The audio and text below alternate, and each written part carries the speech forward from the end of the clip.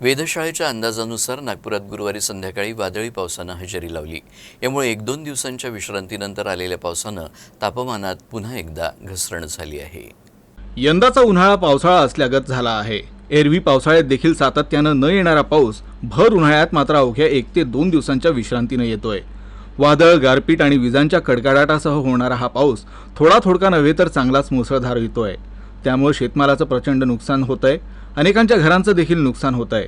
यंदा उन्हाळ्यात होणाऱ्या अवकाळी पावसाच्या सरासरीच्या टक्केवारीनं देखील मोठा टप्पा गाठलाय। यातच वेधशाळेच्या इशाऱ्यानुसार गुरुवारी सकाळपासून ढगाळ वातावरणात ऊन निघालं होतं, मात्र दुपारनंतर आकाशात ढग जमू लागले आणि वादळी पावसानं हजेरी लावली। यामुळे किंचित वाढलेल्या तापमानात पुन्हा एकदा घसरण झाली आहे। याशिवाय अनेक ठिकाणी झाडं आणि होर्डिंग्स पडले। मध्य भारतावर कमी दाबाचं क्षेत्र तयार झालंय, त्यामुळे विदर्भातील हवामान बदललं आहे। हवामान खात्यानं नागपूरसह विदर्भातील काही जिल्ह्यांमध्ये पावसाचा इशारा दिलाय। तसंच पुढील काही दिवस असंच वातावरण राहण्याची शक्यता वर्तवली आहे। मध्य भारतात कमी दाबाचं क्षेत्र तयार झाल्यानं विदर्भाच्या वातावरणात बदल झाल्याची माहिती वेधशाळेनं दिली आहे। तर विदर्भातील बहुतांश जिल्ह्यात वादळी पावसाचा इशारा सुद्धा देण्यात आला आहे।